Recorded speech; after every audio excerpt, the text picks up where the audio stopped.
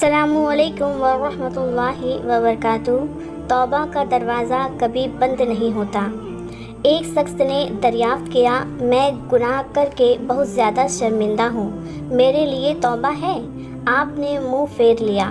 جب دوبارہ اس شخص کی طرف دیکھا تو آپ کی آنکھوں سے آنسو بہہ رہے تھے۔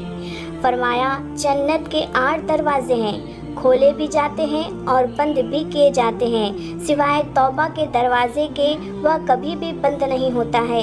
عمل کرتا رہ اور رب کی رحمت سے مایوس نہ ہو۔ روایت میں ہے کہ بنی اسرائیل میں ایک نوجوان نے 20 سال لگاتار اللہ تبارک و تعالیٰ کی عبادت کی، پھر 20 سال گناہوں میں گزارے۔ ایک بار آئینہ دیکھا تو اسے داڑھی میں بڑھاپے کے آثار نظر آنے لگے۔